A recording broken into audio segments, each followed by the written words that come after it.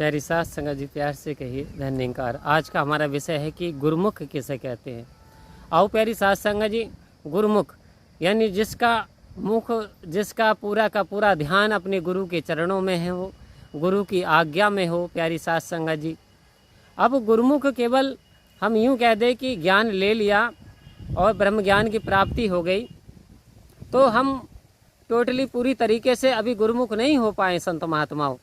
यदि हमने सदगुरु के बताए हुए 5 प्रणों का पालन ना किया, सदगुरु के बताए हुए प्रवचनों का पालन ना किया, नियमों का पालन ना किया, सिद्धांतों का पालन नहीं किया, तो अभी हम गुरुमुख नहीं हैं।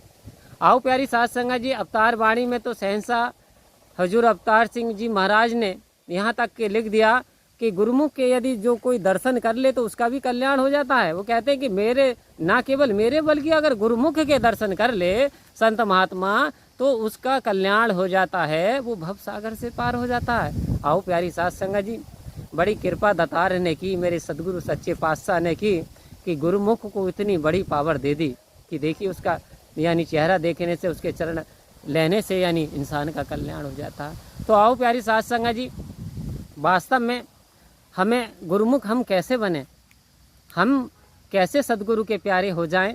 तो प्यारी साध संगत जी, सदगुरु ने मेरे 5 प्रण दे दिए। कह रहे हैं जी, पहले प्रण में तन मन धन निरंकार का है, तो मान लिया बचन जी, हाँ जी तन मन धन निरंकार का है।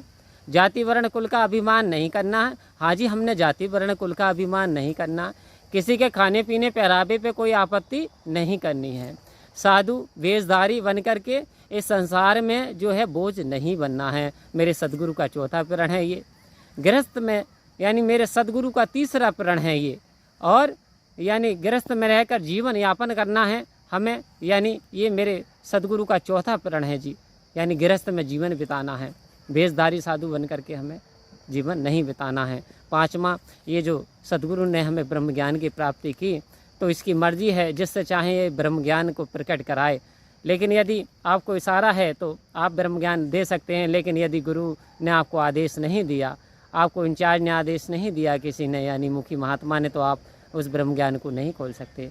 आओ प्यारी साध संगत जी, यदि ज्ञान लेने के उपरांत भी आपको 9 माया दिखा दी, आपको इटर्नल इसे 10वें ब्रह्म के दर्शन करा दिए, और इसके बावजूद भी यदि हम अपनी मन चाही करें, मनमानी करें और मनमुखों की तरह, यानी मन में जो आ गया वही हम, यानी सिद्धांत को ना मानते हुए, बाबा जी की बात को ना मानते हुए कि हमें नशा नहीं करना है किसी प्रकार का, और प्यारी साध संगत जी फिर हम नशा करते चले जाएं, तो फिर वास्तव में हम फिर गुरुमुख की श्रेणी में नहीं आते, क्योंकि फिर बात तो वो अवहेलना हो गई।